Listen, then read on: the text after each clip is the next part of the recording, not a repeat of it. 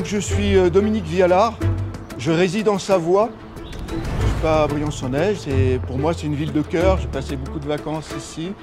Donc ce soir ça va être le partage de cette passion par donc cette présentation historique de ces fortifications. Donc moi je ne suis pas universitaire, je suis un passionné, un randonneur, un passionné d'histoire. Et je suis impliqué dans plusieurs associations. Je suis le délégué Dauphiné-Savoie de l'association Vauban. C'est un grand honneur pour moi depuis maintenant 15 ans. Je suis aussi président de la Fédération Alpifort, donc de valorisation du patrimoine en montagne, qui a son siège à Grenoble, avec mes collègues de Fort-de-Comboire, peut-être que vous connaissez, et impliqué dans d'autres associations locales, par chez moi, les Amis de la batterie de Vulmix à Bourg-Saint-Maurice, dont également j'anime les visites avec mes collègues et amis. Voilà, je crois que tout le monde est arrivé. On va laisser les derniers s'installer.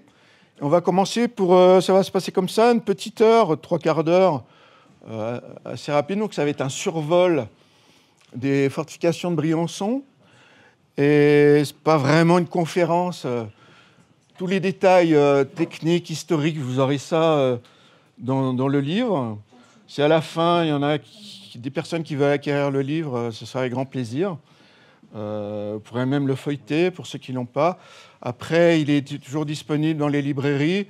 J'ai même laissé un livre de consultation à Les Gargouilles, par exemple, pour les gens qui veulent aller voir ce qu'il y a dedans.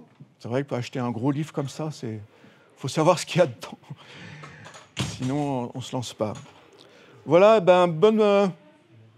c'est parti pour un survol de Briançon.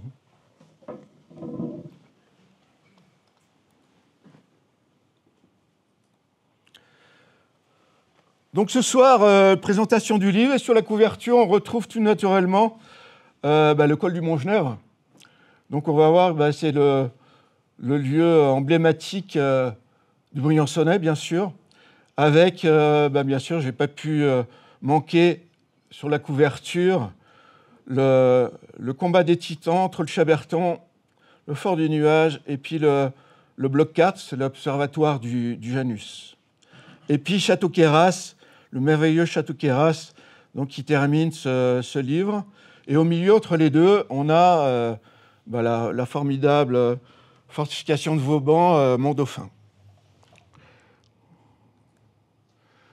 Donc la philosophie de ce livre, ça rejoint un peu ce que je vous ai dit tout à l'heure. C'est vraiment la passion de la randonnée qui m'a donné l'idée de faire un livre sur les lieux historiques. Et après, avec le jeu des archives, les merveilleux plans du XVIIe, XVIIIe siècle. D'ailleurs, tout à l'heure, j'offrirai un recueil de plans qui a été fait par un de mes collègues de l'association Vauban, Michel Plançon de Besançon, qui a fait un travail extraordinaire. Tous les plans du XVIIIe jusqu'au XIXe siècle. Donc, il a tout répertorié dans 2 énormes recueils légendés. Donc, j'aurai grand honneur à offrir au service du patrimoine et de Briançon et aux archives. Vous reconnaissez ce lieu emblématique de ces randonnées magnifiques, le Pas du Berger, sous le fort de l'Olive. Le contexte historique, pour synthétiser, j'adore cette carte de Nicolas Defer, 1690, qui montre bien... J'espère que vous arrivez à lire, oui. Donc, avec le Dauphiné, avec les États de Savoie, autour de la vallée de Valchisonne, donc avec la forteresse de Pignerol, non loin de Turin, le pays des Vaudois, où s'étaient réfugiés dans les Hautes-Vallées. Donc, les Vaudois qui vont poser beaucoup de problèmes tout au long de l'histoire pour le ravitaillement de la forteresse du roi de France, jusqu'au traité d'Utrecht, bien sûr, 1713, qui va bouleverser la frontière, comme vous le savez. Et donc, la position de Briançon est déjà tout à fait stratégique. Sur cette carte, là, c'est éclatant. Donc, toutes les Alpes, c'est une carte que j'ai trouvée au service départemental de Gap, des Hautes-Alpes. Donc, il y a des petits bijoux. Et cette carte résume bien la position de Briançon, tout à fait centrale des Alpes. Donc, comme vous le savez tous, c'est le col du Mont-Genèvre, le col central sur les 5 qui permettait le passage jusqu'au XIXe siècle. Donc les routes carrossables, le Petit Saint-Bernard, le Mont-Cenis, le Mont-Genèvre, en plein milieu des Alpes, le col de l'Arche ou de l'Argentière, et puis le col de Tende qui fait la liaison avec le comté de Nice, les Alpes-Maritimes.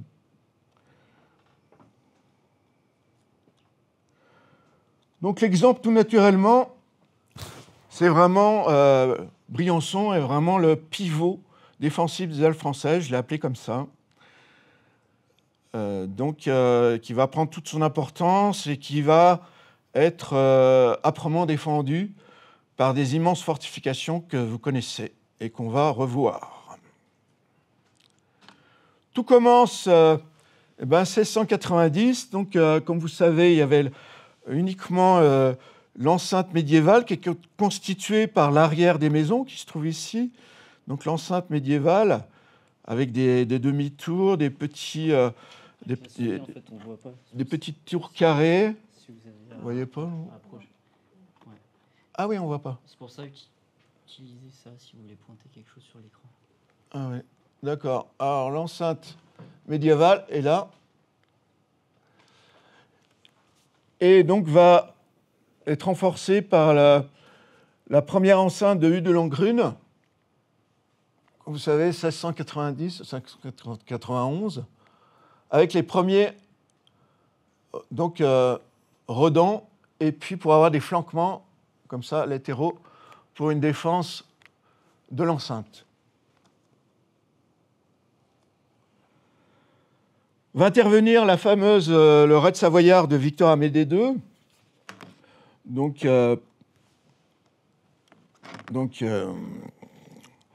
en 1692, par le col de Vars et d'abord le col de l'Arche. Col de l'Arche, vous l'avez tous là. Col de Vars, vous connaissez ça par cœur. Guiès qui était à peine défendu par l'enceinte médiévale. Et donc, il n'y avait aucune troupe dedans, donc complètement emporté. Et seulement la place d'Embrun va résister 10 jours, mais mi-août, fin août 1692. Donc, autant dire que la saison d'été est très courte pour les troupes du duc de Savoie. Donc, elles vont se replier rapidement. Donc, quand même, le raid a fait très peur aux troupes de Louis XIV. Heureusement, Catinat avait pu bloquer la Roche de Rame avec des retranchements, des troupes, aussi la route vers Grenoble. Et donc tout ça, ils se sont arrêtés à la limite des Hautes-Alpes. Donc Mont-Dauphin a été construit dans la foulée. Ce n'est pas le sujet de ce soir. Donc Vauban, dans ses voyages, va aussi renforcer l'enceinte de Briançon, uniquement de la ville. C'était l'essentiel. Donc, travaux de Vauban, classés à l'UNESCO en 2008. Travaux de Vauban, c'est ça. Donc, c'est renforcement de l'enceinte de Hue de Langrune avec une fausse braie. Donc, la fausse braie, c'est le mur, c'est la culotte. Une fausse braie, c'est une culotte pour renforcer, pour couvrir l'enceinte de Hue de Langrune. Parce qu'elle était trop haute et donc pouvait être abattue avec des boulets si on tirait au pied de cette muraille. Donc, une enceinte défensive plus une protection de l'ancienne enceinte. Donc, très important. Ça paraît comme ça, minimum. Et puis, toujours le projet qui n'a jamais été réalisé d'extension d'une ville. Ça, c'est toujours Vauban a toujours ses projets. Donc là, c'est des annotations. Vauban, en fait, il fait travailler ses ingénieurs locaux et il annote, il signe, donc il valide les plans et il les annote. Donc tout ça, tout ce qui est en jaune, c'est les projets, et ça, cette partie n'a jamais été construite. Voilà, donc ça, c'est la demi-lune qui protège toujours les courtines. Donc là, c'est la fosse Bray, avec la demi-lune rajoutée par... donc ici, la demi-lune renforcée par Vauban, qui fait office de parapet d'infanterie ou éventuellement d'artillerie, mais pas forcément. Et puis, toujours des traverses. Donc, dans tous les terrains commandés, on met des traverses pour que les défenseurs qui soient de ce côté ne soient pas sujets à des tirs dans le dos. Donc, on a toujours des traverses pour protéger. En montagne, on les retrouve systématiquement. Et surtout pour éviter les rebonds des boulets d'artillerie. Donc, voilà les projets de Vauban. Donc en 1700, Richerand, qui travaille beaucoup sur les fortifications de Briançon, donc il y a des projets grandioses, quartier Sainte-Catherine, puis déjà projet d'enceinte bastonnée sur les têtes et sur le Randouillet. Tout ça ne va pas être construit, mais quand même, on va voir que les retranchements vont quand même être exécutés. On va voir ça sur les plans suivants. Donc ça, c'est 1700. Donc, comme vous savez, Vauban fait un deuxième voyage dans les Alpes en 1700, donc où il fait beaucoup de projets pour les places des Alpes, mais par manque de moyens, souvent, il y a beaucoup de projets qui vont être ajournés. En particulier, toutes les tours bastionnées qui prévoient dans toutes les places des Alpes. En fait, les seules qui vont être construites, c'est sur Entrevaux. Ça va être le sujet, d'ailleurs, du tome 4 que je viens de finir hier, donc normalement qui va être publié cet automne. On va relire là tout le mois de septembre.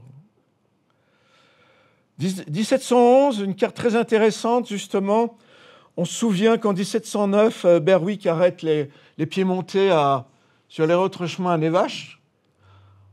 Rapidement, on avait perdu Turin, le désastre siège de Turin en 1706, un sujet du tome 1. 1708, on perd les places de Fort-Mutin à Fenestrelle et on perd le fort d'Exil, une catastrophe. Et Berwick arrête les Piémontais à Névache sur ses retranchements historiques. On prévoit déjà, sont construits autour de Briançon des retranchements aux têtes et au Randouillet déjà. Donc des grands retranchements et même une communication. Donc une caponnière, à l'époque, on appelait ça comme ça. C'est une tranchée de liaison qui est protégée, donc au-dessus de Font-Christiane. Donc toute cette carte est magnifique. Et donc vous l'avez dans le livre, bien sûr.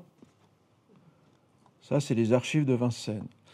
La fameuse redoute des Salettes, la première, donc était, comme je mets dans la légende, c'est vraiment le projet de Vauban de 1700 et pratiquement, c'est pratiquement au détail près la redoute qui va être construite en 1709.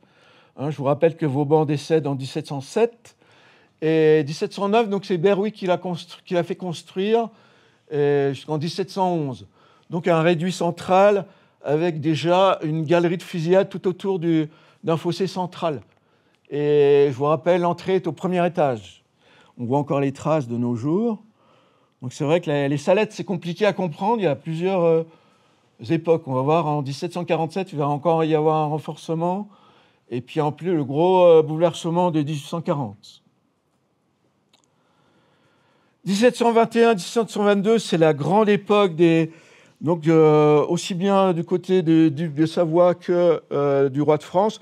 On va construire les grandes forteresses bastionnées qui vont être tellement puissantes qu'elles ne vont jamais être attaquées. Donc c'est pour ça que, par exemple, il y en a en Piémont, personne n'a entendu parler, la Brunetta de Suse, personne ne connaît. C'était la plus grande forteresse des ducs de Savoie, mais elle n'a jamais été attaquée après 1713. Comme Briançon. Donc là, Fort des Têtes, comme il va être construit, donc je vous rappelle, la première service du patrimoine qui avait trouvé la première pierre gravée 1721 au pied du bastion d'Arène, dans le flanc, au pied du flanc. Donc 1721, c'est bien la date. Et donc le bastion du roi, il va rester comme ça. Donc déjà un front face aux hauteurs de l'Infernais, les hauteurs dangereuses.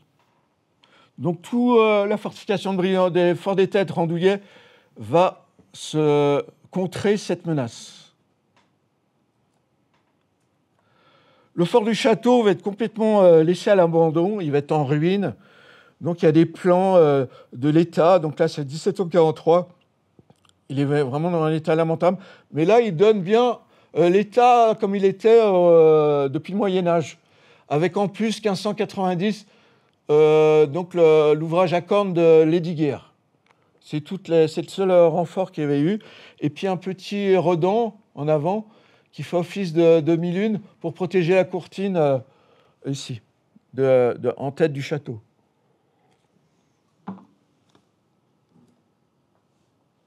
Les plans relief, toujours très utiles pour améliorer les défenses et ou préparer une attaque d'une place forte. Donc c'est pour ça qu'une collection de plans relief de toutes les places fortes françaises ou étrangères, du Royaume de France ou des ennemis, vont être confectionnés donc, par un service à Paris, aux Invalides. Et donc c'était à Versailles aussi, il y avait un grand service des plans relief. Et ils fabriquaient donc des immenses maquettes. Celui de Briançon est immense. D'ailleurs, on est obligé de faire des gros plans. Donc là, ici, on reconnaît la ville, le château, les fortifications de Vauban. On voit bien les demi-lunes qui protègent les courtines, les flanquements c'est le grand principe de la fortification bastonnée. Donc avec 2 ou 3 canons, on défend toute l'enceinte d'une grosse portion d'enceinte. Ici, c'est le grand principe. Les demi-lunes, ça protège la courtine qui est juste derrière. Et puis après, on va faire des extérieurs, des lunettes, des contre-gardes. On va voir ça au Fort des Têtes pour multiplier les obstacles. C'est très simple, en fait. Donc ici, on voit bien la fosse Bray. Et donc l'enceinte de Briançon est bien protégée maintenant. Tu n'auras pas. Donc la partie haute, on reconnaît le Randouillet avec le château, le donjon, qui est vraiment déjà avec des grands masques face aux hauteurs de l'Infernais, on verra mieux tout à l'heure. Ici, il y a toujours, dans les plans, on va retrouver toujours les 4 casernements. Donc vous savez tous qu'il n'y en a que 3 quand il est construit. Et dans les plans, ou même sur le plan en relief, il y a toujours le 4e. C'est celui qui est à l'arrière, qui n'a jamais été construit, mais qui est toujours présent dans les plans. Ça, c'est un peu le mystère. Donc, comme du moment qui était prévu, on le remet dans les projets. Donc ici, on reconnaît le fort des Têtes, le front de secours. Donc il n'y a pas de défense extérieure, il n'y a pas de demi-lune, il n'y a pas besoin. Et là, le front de tête, de profil, là, on voit bien donc les bastions du roi, de la reine, la grande demi-lune d'entrée, les contre-gardes. Donc là, c'est vraiment extrêmement bien défendu, le front de tête. La vie dans les forts, donc ça fait partie de l'animation, c'est formidable, les reconstitutions des régiments du passé, il y en a encore beaucoup cet été, c'est vraiment exceptionnel, et quand c'est au fort des Têtes, avec le Randouillet derrière, ça c'est vraiment, on se retrouve complètement donc au XVIIe siècle et au XVIIIe. Sous Louis XV, alors on a vraiment l'impression qu'on est sous Louis XV. Avec l'armement, le campement, les exercices de tir avec le fusée modèle 1777 ou le précédent.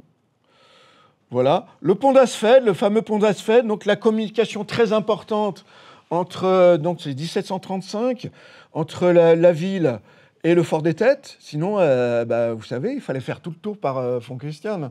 C'est la route qu'on connaît aujourd'hui, par la route. Donc, c'était indispensable, cette première communication. Pierre Boyer parlait bien de ces deux communications, donc le pont d'Asfeld et la communication Y, qui permet de faire la liaison avec toute la chaîne des forts. Donc, travail extraordinaire. Il y a ces documents d'archives. Bien sûr, je les ai mis dans le livre parce que c'est vraiment incontournable. Vraiment magnifique chantier, une œuvre d'art. La communication Y aussi, extraordinaire. Donc, ouvrage défensif, ouvrage de communication, et puis aussi réservoir d'eau.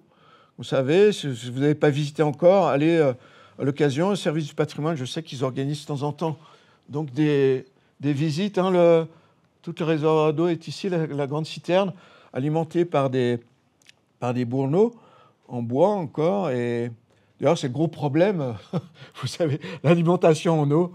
On ne va pas reparler du douloureux, donc la citerne, le château d'eau qui a failli donc bloquer le classement à l'UNESCO, etc. Donc, ces communications extraordinaires, uniques, donc, qui permettaient aux troupes de pouvoir passer du Fort des Têtes dans ce passage protégé. Alors, bien sûr, il n'y avait pas la route, hein, la route actuelle qui permet la liaison. Mais donc, il y a un petit sentier qui descendait de l'entrée de secours et on s'engageait directement. Donc, ça a été restauré. C'est magnifique aussi à visiter. Ce n'est pas visité souvent, mais si vous avez l'occasion, n'hésitez pas. C'est vraiment un ouvrage extraordinaire. Et puis, donc, le réservoir d'eau à droite. Donc, ouvrage défensif, communication et citerne. 3 fonctions. Le fameux donjon au XVIIIe siècle du Rondouillet. Donc, ça, c'est un document qu'a trouvé Michel Plançon dans les archives départementales du Cher. Vous voyez, il a vraiment fouillé comment aller trouver une archive de Briançon dans les archives départementales du Cher. Bah oui, lui, il les a trouvées. Donc, il y a ce magnifique profil du château comme il était au XVIIIe siècle, avec déjà des batteries masquées pour pouvoir contrer les hauteurs de l'Infernet, la hauteur dangereuse, où aurait pu installer l'artillerie ennemie. Donc voilà le plan de feu du Rondouillet. Vous avez 40 pièces de canon dans des casemates ou masquées. Incroyable, au XVIIIe siècle. En plus, à l'époque, donc 1735-1740, c'est complètement avant-gardiste. On est avant les projets de Montalembert, c'est quelques années plus tard. Donc là, pour moi, on est déjà dans la fortification perpendiculaire. On n'a plus de bastion, on s'adapte au terrain pour contrer la menace qui vient du haut. J'ai oublié le fameux pont zigzag unique. Un pont zigzag du XVIIIe siècle, le seul qui existe en France, c'est au Rondouillet. Donc, c'est l'entrée basse du donjon. Donc, pont zigzag, c'est dû à la forme du bras de levier du pont-levis. Donc, ça donnait l'exemple. Il y en avait un au fort donc, il y en a un au Salette, qui est plus moderne, qui date de 1850. Et puis, Sisteron, ils ont reconstitué, en voyant celui de Briançon, ils ont reconstitué il y a 5-6 ans, et ils ont reconstitué, c'est un modèle de 1830. Et ils l'ont reconstruit à l'identique. Incroyable. Si vous passez à Sisteron, allez le voir, est splendide. Fort d'Anjou et le redout du Point du Jour. Donc, Bonneau d'Assonville, le propriétaire, venait de refaire le toit. Donc, c'est lui qui a refait tout ça. Donc là, c'était les sonnettes d'alarme, une petite redoute sur les hauteurs de l'Infernet, justement, sur les descentes, pour ralentir, alerter la garnison. Donc, deux fortifications très importantes. En plus, le fort d'Anjou, comme vous savez, il a une vue sur le vallon sur la vallée de Servières. Et puis, de l'autre côté, il a une vue sur le Rondouillet, le haut des forts de Briançon. Donc, à l'époque, ce chemin stratégique qui descend des sources de la Durance, des Gondrans, c'est le talon d'Achille de la place. Donc, c'est pour ça qu'il y a toutes ces défenses vers là. En 1944, les Allemands vont redescendre par là. Ils vont vont reprendre Briançon par là, ils vont passer par la communication Y et jusqu'au château. Ça va être terrible. L'artillerie d'époque, il faut le rappeler, c'est des canons à tube lisse qui tirent le boulet plein, distance pratique 600 mètres. Donc ça, c'est les canons. Amelis, c'est un canon léger. En montagne, on peut hisser... comme vous savez, les canons, ça pèse vite très très lourd. En montagne, avec les moyens de l'époque, c'est que des sentiers de montagne. Donc, extrêmement difficile à se déplacer. Les exploits de François Ier, en 1515, il fait passer toute son artillerie lourde par le Mont-Genèvre. Mais c'est des milliers de pionniers, c'est un travail titanesque pour faire passer les munitions et des tubes qui, certains pèsent plus de 2 tonnes. À l'époque, c'est des chefs, c'est des traîneaux, c'est 60 hommes, c'est des dizaines de chevaux, de mulets pour traîner tout ça, quoi. C'est énorme. Donc, et à Briançon, on a la spécificité dans les embrasures, vous avez tous remarqué ça, on a encore tous les anneaux dans les eh ben, c'était pour les affûts de marine. Là, c'est ceux d'un canon de 12 de livres de l'Hermione. Et ben voilà, c'était pour mettre en œuvre ces affûts de marine avec les palans qui permettaient de remettre le canon très rapidement en batterie. Lorsque le tir est effectué, donc le canon recule de quelques centimètres, il est ralenti par les palans, donc il est freiné, et lorsqu'il est reculé, on peut le recharger, le refroidir, le nettoyer, recharger, mettre la poudre au fond, la bourre, le boulet, et on retire. Donc on remet en batterie avec les palans. Voilà, ça c'est assez unique. Dans d'autres forteresses, c'est des affûts de sièges et places, comme ça. Donc la plupart, c'est des sièges et places. Alors pareil, c'est sur donc des madriers qui sont en pente. Donc c'est beaucoup mieux qu'une batterie de campagne qui va être beaucoup moins stable. Donc avantage à l'artillerie des places, plus stable, qui recule moins, et surtout les servants sont à l'abri. Donc deuxième pièce, petit rappel, c'est les mortiers. Donc qui tirent la bombe. La bombe est explosive, remplie de poudre. Et voilà. Alors par contre, c'est très aléatoire, c'est très imprécis. Mais en montagne, c'est précieux parce que déjà que ça explose, et puis ça peut battre les replis de terrain. Donc c'est intéressant. Et puis les obusiers vont apparaître. Donc les obusiers, c'est des tubes plus courts de canon. On en voit beaucoup dans l'artillerie napoléonienne. Et ça tire des bombes. Donc des bombes explosives. Donc progrès, c'est plus court, sa portée est moins longue. On va surtout utiliser les canons, boulet plein et aussi distance rapprochée, tir à mitraille. Donc ça, c'est contre dans les forteresses, pour la défense des forteresses, c'est précieux. Donc d'autres tubes, les tubes lourds, toujours, pour faire les sièges, il faut des tubes lourds, au moins du 24 livres. Vauban préconisait, il faut 1000 coups d'un 24 livres, donc un boulet de 12 kilos. 24 livres, c'est le poids du projectile en livres. Donc 1000 coups.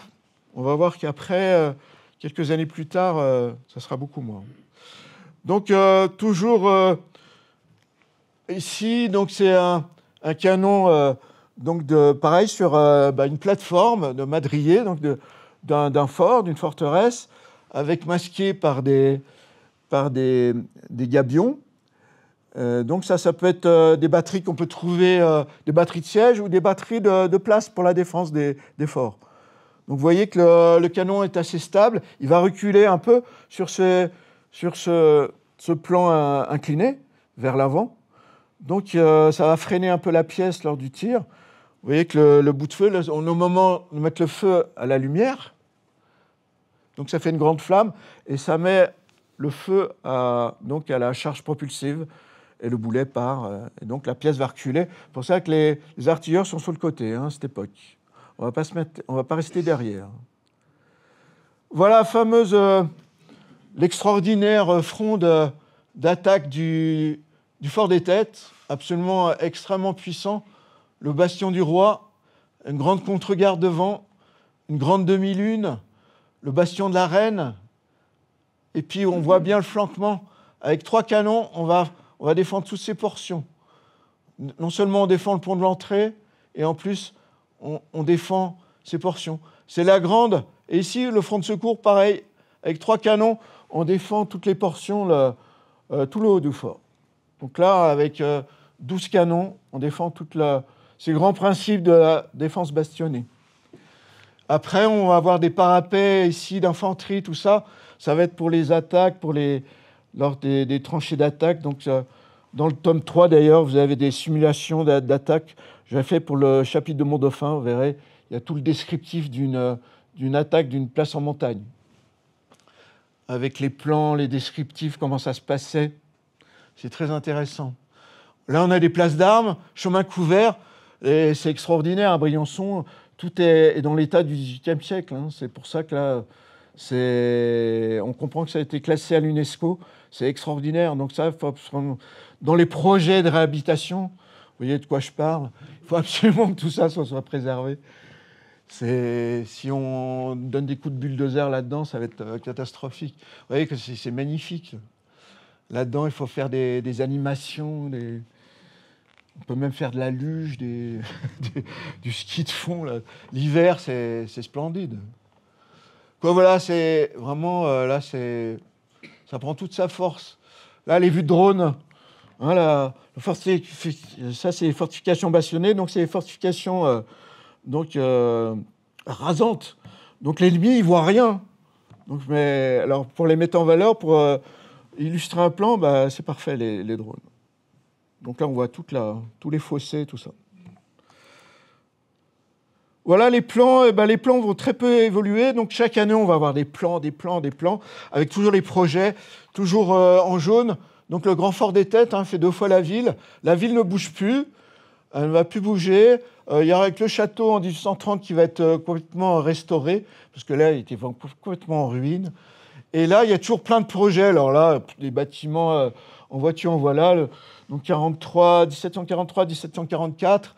Plein de projets qui ne vont pas être réalisés. Et toujours ce projet Randouillet, toujours cette quatrième casernement qui est toujours en projet, qui ne sera jamais fait. Le Fort Dauphin, donc c'est là, on voit bien que c'est l'ouvrage avancé, l'ouvrage d'alerte, comme la redoute des Salettes qui est juste au-dessus de la route d'Italie. On va voir des photos tout à l'heure. La batterie basse du Fort des Têtes, très importante, elle est à 600 mètres exactement, à moins de 600 mètres de la route d'Italie. Donc toute la batterie basse, ça va battre, il ne faut pas l'oublier. Donc tout ça, c'est visitable, c'est magnifique, c'est encore dans son état du XVIIIe siècle. En plus, il n'y a pratiquement personne qui va se balader là-haut. Le service de patrimoine ouvre. La liaison, mon rêve, ça serait que tout soit ouvert, comme à Fenestrelle, où on fasse la visite royale. Je suis sûr qu'un jour, ça sera fait. Donc on commencera là, on passe le pont d'Asfeld, on va monter par là, le bas-fort, la liaison ici, le bas-fort, le haut-fort des Têtes. Après, sortie de secours. Là, on a tout le complet, communication Y, et on visite le fort du Randouillet. Mulet à pied, là, visite royale, visite Louis XV. Il faut que le service du patrimoine nous organise ça. Il faut ouvrir la porte. 1747, voilà, on va reparler de la dissuasion de ces grandes forteresses. Donc, 1747, les troupes franco-espagnoles vont vouloir envahir donc les États de Savoie. Donc, c'est la guerre de succession d'Autriche. Et pour entrer en Italie, ils vont tomber sur un os pour éviter les grandes forteresses d'exil. C'est une immense forteresse, c'est construit... développement incroyable. Fenestrelle, vous connaissez Fenestrelle, elle est exactement dans l'état où elle était en 1747. Donc sur 800 mètres de dénivelé, vous avez une forteresse absolument incroyable. Et la fameuse Brunetta de Suse, la plus grande forteresse, avec 4 enceintes. Vous avez tout ça dans le tome 1, si vous voulez avoir des détails de ces places fortes. Et donc les officiers français, c'était des nobles, ils se sont dit, pour éviter ces obstacles, on va avoir l'idée, on va passer par le col de l'Assiette. Malheureusement, le col de l'Assiette, il y a des immenses retranchements, ils vont se casser les dents. C'est occupé par plus de 4000 Austro-Piémontais, et ils vont tomber sur un os. Donc les immenses retranchements, col de l'Assiette, donc il y a un immense retranchement, ils font plusieurs kilomètres de long.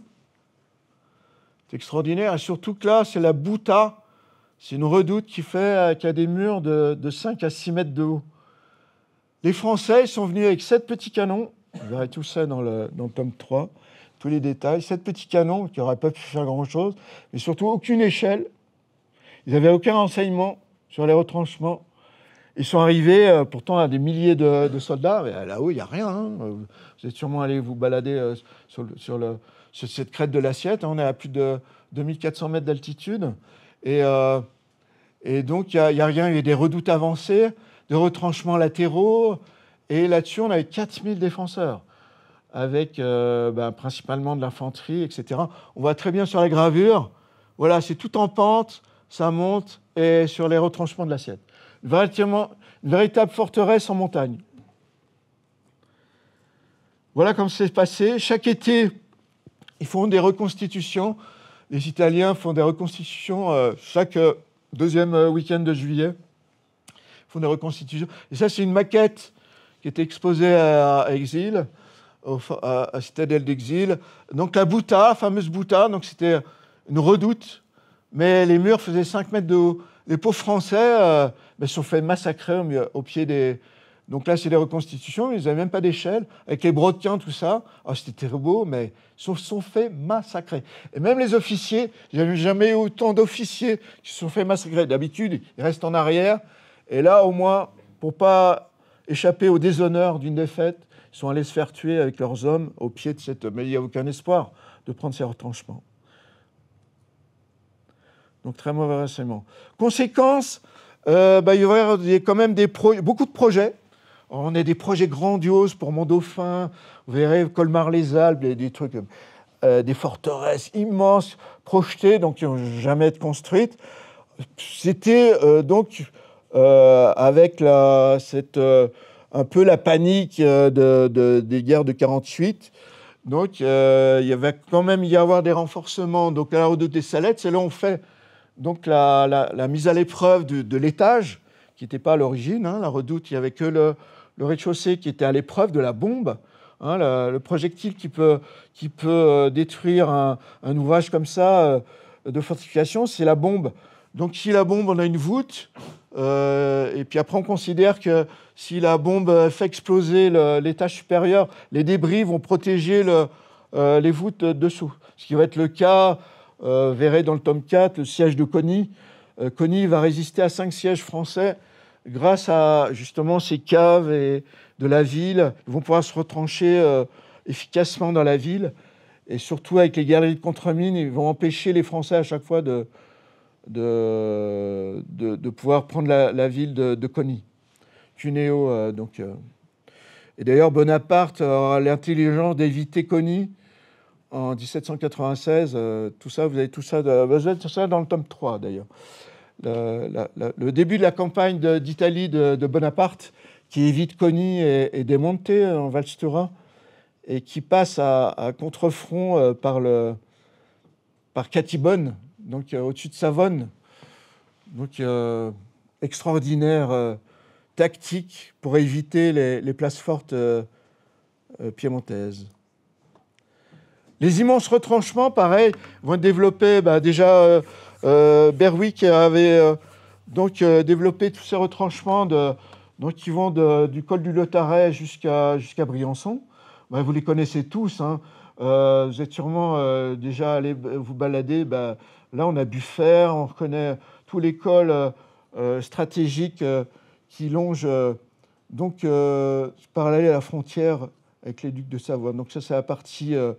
ouest, et puis donc la partie avec le Granon, toutes les redoutes qu'il y avait sur les sommets, l'Area, tout ça, qui vont être réutilisées au XIXe siècle.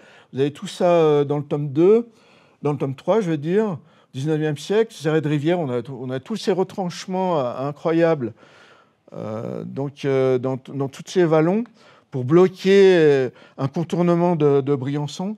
Et puis, on a les fameuses redoutes de l'Infernet qui étaient prévues d'être renforcées et qui sont méconnues, bien sûr, qui ont disparu avec la construction du fort de 1874. Excusez-moi. Donc, le siège victorieux de 1815, les Autrichiens, comme vous savez, pénètrent avec toutes les troupes alliées en France, donc c'est la campagne 1814-1815, et donc ils font le siège de toutes les places des Alpes. Et Briançon, ils n'ont pas d'artillerie Donc là, grâce à, comme vous savez, la milice, et puis quand même la garnison, qui a quand même quelques pièces d'artillerie qui peut défendre efficacement ces fameuses fortifications de Briançon, très puissantes, très bien défendues. Les Autrichiens ne peuvent pas le prendre. On accélère. 1825, c'est la période des grandes études de défilement. Donc on va avoir tout ça, toutes les hauteurs des pentes de l'Infernet. Eh ben, on va essayer de prévoir, les ingénieurs prévoient un peu, si on place une pièce d'artillerie ici, qu'est-ce qu'il faut protéger à l'intérieur, etc. Donc, voilà, les hauteurs dangereuses d'Infernet, prise arrière du front de tête, du fort des Têtes, on voit bien. D'ailleurs, le bastion du Roi, il est incliné déjà vers la hauteur. Hein. Ici, la demi-lune. Tout ça, on voit bien, c'est vers les hauteurs dangereuses. OK. Donc ici, derrière ce casernement, comme vous savez, derrière, c'est un énorme masque, c'est un mur plein pour protéger des tirs d'artillerie. Donc tout ça, on va étudier pour améliorer les défenses de la fortification. Donc, on va remettre des traverses ici. On va faire des choses comme ça. On accélère. Les casemates axiaux, donc on va protéger 5 à 6 pièces d'artillerie justement de ces hauteurs dangereuses. Donc ça va être les casemates axiaux du donjon des Salettes, 5 pièces sous casemate. Donc voilà le champ de tir. Donc on peut tirer sur la hauteur pour empêcher une pièce d'artillerie adverse. Énigme, numéro, si quelqu'un sait à quoi correspondent ces numéros, il y a un livre à gagner. C'est contre un pilier. Vous voyez une combinaison de chiffres. Moi, j'ai émis une hypothèse, mais je me suis dit que c'est peut-être en fonction de la vue. Mais bon, c'est une énigme intéressante. Regardez, un livre à gagner. Redoute des Salettes avec les grands renforcements. Casemates axiaux sont ici, toujours largement ouverts à l'arrière. Le gros problème des casemates, c'est l'aération. En cas de tir, on a des gaz toxiques. Donc dans ces voûtes, c'est irrespirable. Donc il faut toujours garder ces ouvertures qui paraissent un peu... Mais bon, là, on est à l'arrière du côté ami. Les casemates axiaux, elles sont là, donc ici, frontalement, vers les hauteurs de la Croix-de-Toulouse, vers la forêt, pour empêcher... donc elles tirent par là. Tous ces créneaux-là, ce n'est pas des créneaux de canon, comme on peut le voir sur certains guides. C'est des fenêtres pour les grenadiers. Hein, c'est large. Il y a un parapet d'infanterie pour le fusil, mais ils peuvent lancer la grenade. Là, on a des hauteurs. Et puis dessous, on a la route d'Italie, au pied. Donc un canon, il tire droit. Il peut pas les atteindre. On va avancer. 1851, on a des simulacres de siège. Donc on sait que les attaquants ils vont attaquer par les hauts, par l'Infernet, d'abord le Randouillet. Donc tout ça, on étudie combien de jours ils vont mettre. Donc vous verrez ça, les détails, jour par jour. Là, ils considèrent qu'il faut au moins 3 scènes pour arriver. Le point ultime pour vaincre, c'est le château, ici. S'ils arrivent à prendre le château, la place va se rendre. Mais là, il faut, avec toutes les défenses là si l'ennemi arrive avec une artillerie de siège de 100 pièces, etc., donc qui peut le plus, peut le... Voilà, il faudra arriver, donc le château avec ce glacis, la ville bien protégée, les forts. Voilà, le point ultime d'un assaut, ça serait ça. La fameuse dame, c'est pareil, c'est les années 1850, c'est le mur de liaison entre le bas fort des Têtes et la partie haute. Donc pour pas qu'il y ait des assaillants qui puissent passer par le mur de liaison, on fait une dame. Donc c'est un obstacle, c'est un ouvrage de fortification. Donc pour passer, il faut essayer d'embrasser la dame, mais vous ne pourrez pas passer. Essayez, vous ne pourrez pas. Vous allez tomber. Voilà, c'est amusant. L'artillerie de l'époque, donc avec les casemates, on en a parlé. Donc il faut toujours que ça soit bien aéré à l'arrière. Ici, ça c'est donc aux Salettes. Là-haut, il y a moins d'aération, donc c'est toujours un problème. Donc adapter l'artillerie, tout ça, c'est pas facile. On va vite. Il reste 10 minutes, même pas. Premier bouleversement, ça va être 1858. Ça va être l'artillerie rayée. On va passer du boulet avec la charge propulsive. Ça, c'est à l'époque napoléonienne, tout ça. Comme ça, on charge vite, rapidement le canon. Et on va passer au l'obus ogival, donc en 1858. Donc le projectile va doubler de poids. On va parler en kilos. Et en plus, il est rempli de poudre. Donc, grand bouleversement, ça a complètement bouleversé. Donc, on va passer de 1000 coups pour faire brèche dans un mur. Un coup, un obus, ça suffit pour percer une fortification. Donc, il faut tout repenser, la fortification, à partir de cette date. L'artillerie va permettre la victoire des troupes franco-piémontaises, campagne d'Italie. Napoléon III va aider les Piémontais. En remerciement, donc, à l'annexion de la Savoie et les comtés de Nice. Il y en a qui vont se dire, mais mon Dieu.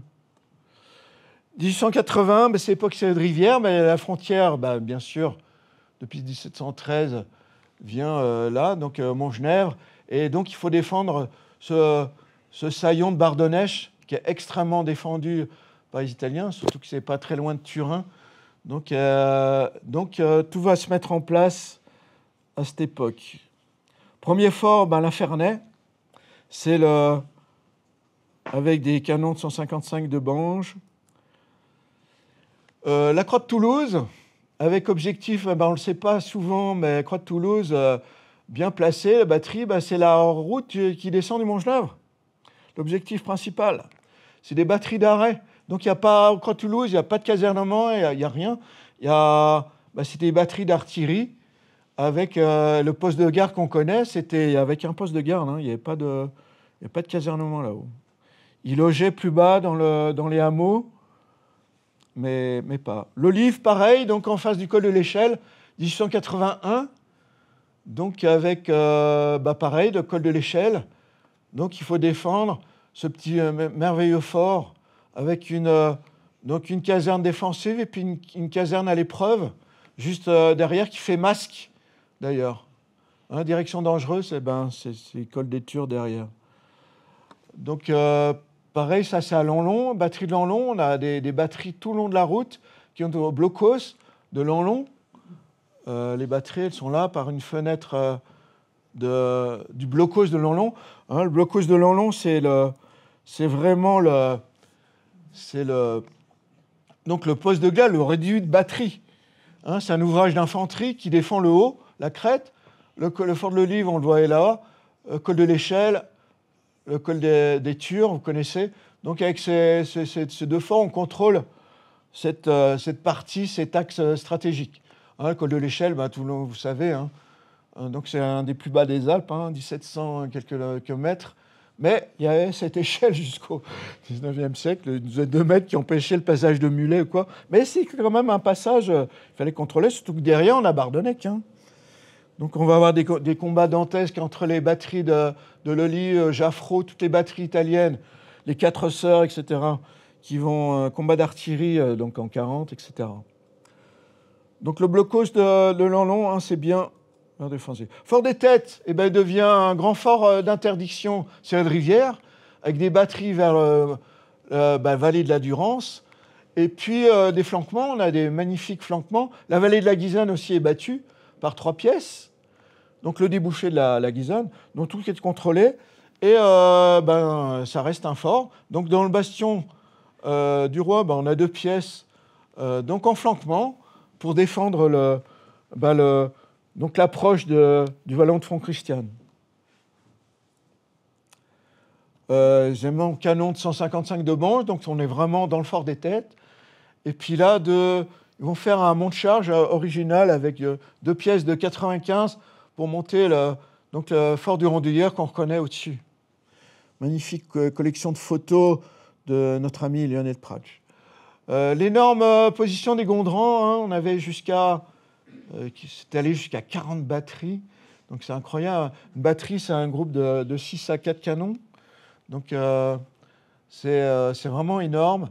Parce que c'était, comme vous savez, ça domine les sources de la Durance. Donc c'est un passage facile pour une invasion. Donc après, il n'y a plus qu'à descendre sur Briançon par ce qu'on disait tout à l'heure, l'Infernais, et on est à Briançon. Donc c'est toujours la position à défendre avec donc des forts, les ouvrages du Gondran A. En fait, c'est un groupe de bâtiments, ouvrage du Gondran B, où il y a la source à côté, et puis toutes les batteries dédiées. Ça, je vous laisse voir les détails. Même 2 batteries dédiées pour le Chaberton, avec des 120 de Bange ou des 155 de Bange. Mais quand on regarde la carte à la distance, donc c'était complètement psychologique. À cette époque, avant 14, il n'y avait aucune batterie française qui pouvait atteindre le Chaberton. Donc c'était vraiment... on a des documents de l'état-major qui disent ah oui, on peut neutraliser le Chaberton, on a 70% de chance de toucher. Mais vous regardez, c'est hors de portée. Comme vous savez, Chaberton, 3130 mètres d'altitude. C'était inatteignable à l'époque. Donc, il fallait calmer, il ne fallait pas paniquer les politiques et les... Mais c'est étonnant, ces documents. Vraiment étonnant. Donc, pour contrer cette menace du Janus, il faut... du Chaberton, excusez-moi, il faut tout construire... tout doit être défilé du Chaberton. Donc, c'est pour ça que le Janus, on va construire des batteries des 2 côtés. Le Chaberton, il est derrière, hein, et donc il tire comme ça. Et donc, on va avoir des projets, vous verrez dans le bouquin. Et donc, on va construire une batterie casematée, la première qui va être construite en béton armé en France, pour battre toutes les sources de la Durance, en fait. Et de l'autre côté, pareil, on va donc mettre des batteries à ciel ouvert pour battre donc de l'autre côté. Donc 1914, donc on a un dispositif très puissant avec les Gondrans, hein, principalement, les sources de la Durance. On voit bien, sources de la Durance. Donc là, c'est le problème. Donc on a le vallon des Ettes et sources de la Durance. Et les deux grosses menaces. Après, là-haut, c'est moins menacé.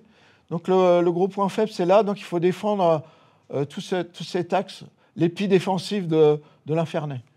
Après, à l'arrière, on a Croix-de-Bretagne, la Grande Maille. Donc c'est vraiment à l'arrière, ça appuie bien le premier épi défensif.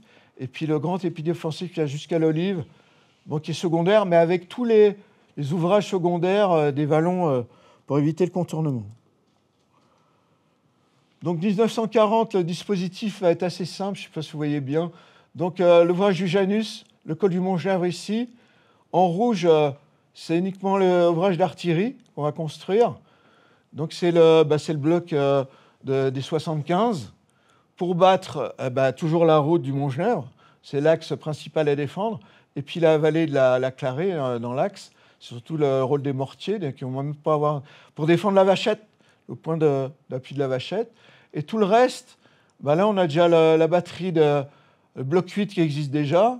Donc, il y a pas un. Et tout en bleu, c'est les feux d'infanterie, ouvrage des Ettes, ouvrage Maginot, Granon, Buffert. Vous voyez, c'est très simple. On bloque les axes. Un ouvrage d'artillerie qui est vraiment la pierre angulaire du système en 40. Fameux ouvrage du Janus, comme je vous disais. Donc le bloc 8, donc l'ancien casemate cuirassé, casematé, excusez-moi, en béton armé, 1,75 m de béton armé, 1914, et ça arrête des obus. D'ailleurs, il va recevoir en 40 des obus de 210, aucun dégât. Ici, un obus. Et puis, bloc Maginot, complètement défilé du Chaberton, direction du Chaberton dangereuse, est là. Donc là, ils sont complètement à l'abri dans la falaise. Bloc 3 avec les 75, le bloc des mortiers, des mitrailleuses. Donc là, ils ne vont même pas avoir besoin de tirer ici, le bloc 2. Voilà, le Dua de face, parce qu'il défend les 2 côtés de la crête Jouan. Le 159 MRIA, régiment emblématique de Briançon, mais en fait, qui ne va jamais combattre vraiment à Briançon, à part les sections d'éclaireurs skieurs, mais c'est eux qui vont construire tous les ouvrages de la main-d'œuvre militaire, tous les petits ouvrages d'avant-poste, tout ça. C'est le 159, ils vont beaucoup travailler. Donc, les tôles métro, les fameuses tôles métro pour construire les abris en montagne, transportés à dos de mulet. Donc, vous avez tout ça dans le tome 3. Vous aurez tous ces détails. Et ça, c'est les ouvrages minés, toute la région de Briançon. Et tout ça, c'est transporté avec les mulets. D'ailleurs, le mulet qui est réintroduit dans l'armée française depuis l'année dernière, parce que il est indispensable. Soit c'est les hommes qui portent tout sur le dos, ou soit c'est l'hélicoptère. Donc après, sur les sentiers, pas le choix. Donc ils réintroduisent le mulet. Donc là, il y a la fameuse affiche. Il y a eu une exposition en troupes de montagne. Je trouve très belle. Alors, je l'ai mis dans le livre, en mémoire. Le fameux barrage, je suis très content que l'association Nicolet ait repris. C'est le seul qui est réhabilité. Il y en avait 3 construits. Donc c'est vraiment la pierre angulaire de la position de résistance. La position de résistance, c'est là où étaient bloqués les Italiens, du rocher de 10 heures jusqu'au barrage. Ça a bien tenu, soutenu par toute l'artillerie du secteur. Donc on va voir ça juste derrière, dans la carte. Voilà. Ici, l'ouvrage du Janus, le barrage de Montgenèvre et la ligne d'avant-poste. Donc c'est à Briançon. Ici, la position de résistance, en fait, était au niveau de Névache. Donc vous connaissez bien. Et il y a une position avancée de résistance qui a bien tenu, d'ailleurs. Donc, qui était ici. Et, comme par hasard, le bloc de 75, il couvre parfaitement tous les avant-postes. Donc, il a largement tiré et épouillé, empêché. Donc, il a bien rempli sa mission. Hein. Le mortier de 31, donc, il porte à 6 km. Et puis, le bloc 2, avec ses mortiers, qui couvrait parfaitement. Il n'y a pas besoin d'intervenir. Les Italiens n'ont jamais dépassé le bloc. Donc, il était prêt, avec toutes les munitions dans l'ouvrage. Donc, un système ultra-moderne et qui a parfaitement rempli sa mission. Allez, on va finir là-dessus. On va pas aller jusqu'à la fin. Est-ce que vous êtes pressé ou on poursuit de 5-10 minutes? Ça vous va? Les casernements. Là, on voit les casernements de Vauban. C'est dommage qu'ils aient été détruits dans les années 70. Là, on voit et vous verrez tout ça. Et donc, les casernements étaient le siège des unités qui défendaient Briançon. Donc, c'est pour ça que les Italiens, d'ailleurs, ont bombardé le fort des Têtes. Ils pensaient que les 280 étaient encore peut-être dans le fort des Têtes. Pas du tout. Ils étaient en place sur les... Alors, Bijoux, bien sûr, vous connaissez sûrement toutes ces magnifiques peintures murales qu'il y a en grand nombre dans les forts des Têtes et le fort du Randouillet. Ça, il faut absolument, dans les projets de valorisation, ça soit vraiment pris en compte. Vraiment, on a mis quelques exemples, quelques extraits. Il y a, comme celui-là, là, il y a encore en bon état. Il y a d'ailleurs le blason du Janus, tout ça, il est au Randouillet, mais très abîmé. Il a été vandalisé. Tout ça, ça vaudrait le coup vraiment de les restaurer et puis les garder dans les projets de valorisation. Ça se fait très bien dans d'autres ouvrages, comme ça, des peintures historiques, on les restaure, on les met derrière des glaces, c'est formidable. J'espère que ça va être pris en compte. J'espère bien. Les fameux, vous allez retrouver tous les documents historiques de Foultier, donc qui sont détenus maintenant par nos amis italiens du musée Pietro-Mica à Turin, M. Castagno. Donc ils étaient très amis, ils sont très liés avec toute l'équipe, c'est une très bonne chose.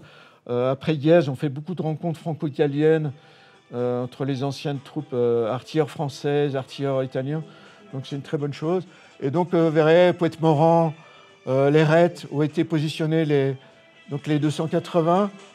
Vous avez aussi l'observatoire de Temiguet qui était donc au pied de l'Infernet, dans un petit bloc. Donc ça, c'est la 7. C'est là où logeaient les artilleurs de Lérette et de... Donc on a les témoignages des anciens artilleurs. Même durant les combats, ils allaient manger à midi à la 7. Durant les combats. Ils tirent au canon, là, au mortier. Et les officiers disaient « Bon, vous allez déjeuner. » D'ailleurs, ils retournaient à la 7. Donc ils étaient bien à l'abri. Chaberton, là-haut, était pris des coups. Et eux étaient bien à l'abri derrière le... incroyable. Le Gondran... donc le Poète-Morand un peu plus exposé. Il y a une anecdote, il y a un obus qui est allé taper 149 du Chaberton par là, qui a roulé, la fusée s'est cassée et a roulé au pied de... Donc dans la collection de Miguet, il y a un obus non explosé qui arrive à leurs pieds, comme ça, qui a roulé. Mais bon, ils ont été complètement à l'abri. Donc ils ont neutralisé exploit incroyable que vous connaissez par cœur. Et puis ça, une belle photo que j'aime bien, je vous ai mis aussi dans le livre, c'est du Randouillet. Donc d'une embrasure du Randouillet, on voit le Chaberton est partout. On le voit de partout. Donc le Janus dans la bataille, avec le fameux impact, donc c'est militaire. Tout ça, c'est les collections de Jean-François Barbe. Donc il est toujours... donc c'est un obus de 149 qui a fait dans la cloche GFM, fait 30 cm d'acier. Hein. Donc ça a fait une encoche, une petite encoche dans la cloche. On la voit toujours. Donc la cloche GFM, c'est celle-là, qui est à l'arrière. Guetteur, fusil mitrailleur. Et à l'avant, c'est la cloche observatoire, avec le périscope, qui voyait tout. Donc toute la route de Clavière, et ils voyaient tout ce qui montait. Donc les pauvres, dès qu'il y avait un convoi de mulets qui montait, les pauvres, s'il n'y avait pas de brouillard, poum, en 5 minutes, ils étaient pulvérisés, les pauvres. Donc fortification Maginot d'une efficacité effrayante. Voilà, cahier de Foulquier, coup au but. Donc ça, c'est après-guerre qu'il a fait les commentaires. Le fameux coup au but, donc bien connu. Donc là, je reprends un peu c'est difficile d'avoir exactement, parce que les témoignages sont pas parfois concordants. Donc j'ai essayé de faire une synthèse de tout ça. Il reste un mystère, ce fameux cliché. Foulquier dit qu'il serait pris donc de la Grande Maille. Moi, j'ai un doute. La Grande Maille, c'est 2 fois plus éloigné que le Janus, par exemple. On sait que ça n'a pas été pris du Janus. Et donc, ça serait intéressant d'aller voir avec une binoculaire, donc avec Nicolas, tout ça, des équipes qui seraient montées avec une bino pour voir d'où a été prise cette photo. Il y a un autre cliché que j'ai trouvé. J'ai mis des mois et des mois à trouver. C'était un cliché que j'ai mis dans le tome 2.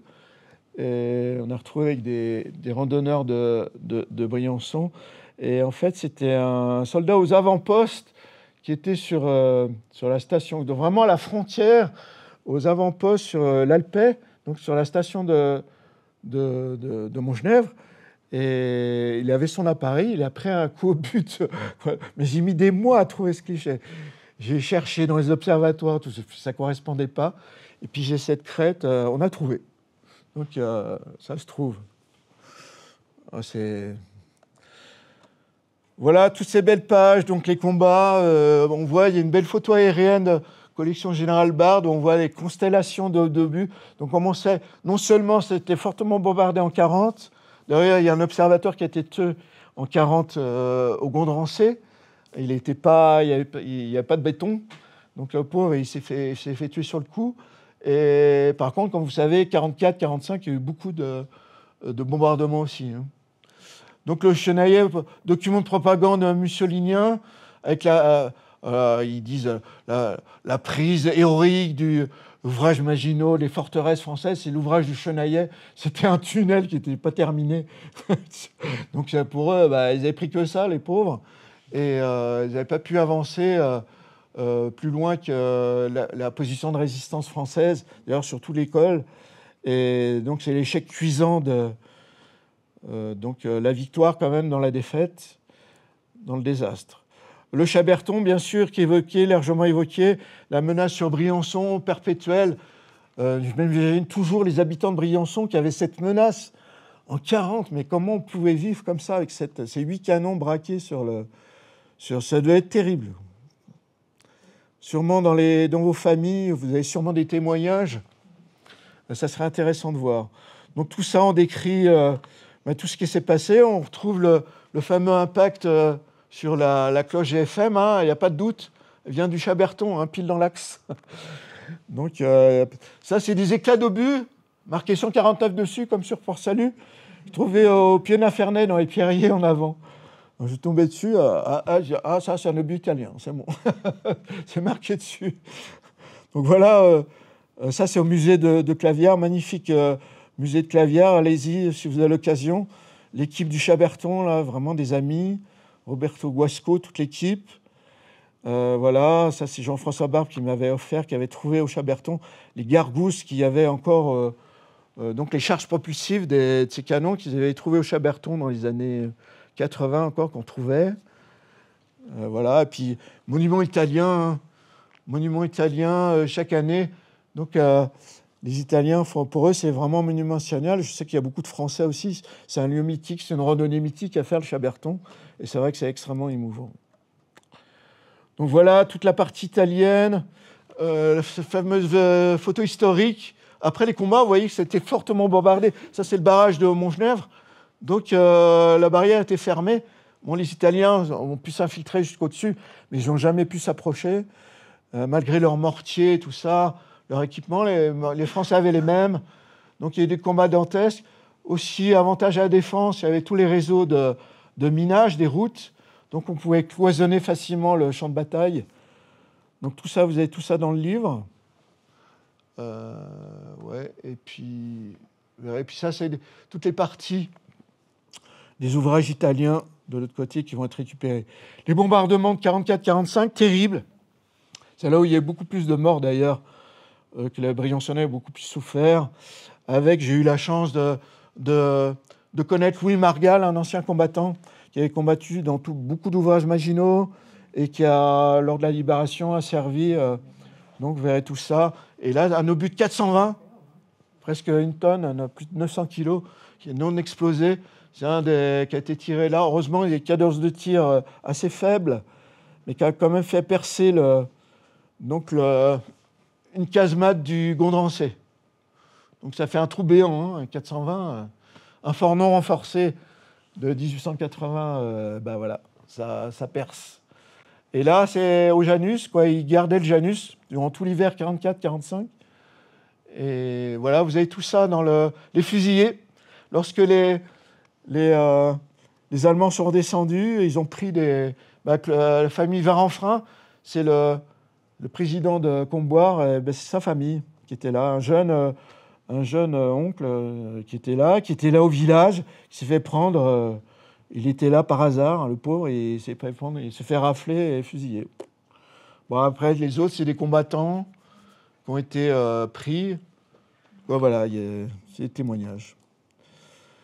Valorisation, vous verrez, dans les années 2000, il y avait un comité à Briançon qui s'était monté, très intéressant, donc il a gardé des idées intéressantes. Ça peut être des pistes pour les futurs projets. Alors bon, pour l'instant, il y a le village olympique, dans 4 ans. Dans 4 ans, il y a un village olympique au Fort des Têtes. OK. J'espère. Je ne sais pas comment ils vont faire. Et les lieux magiques du Briançonnais, vraiment, donc si vous arrivez au bout du chapitre, vraiment, je décris, c'est toutes mes sensations que j'ai eues dans les randonnées qui m'ont donné envie de faire ce livre.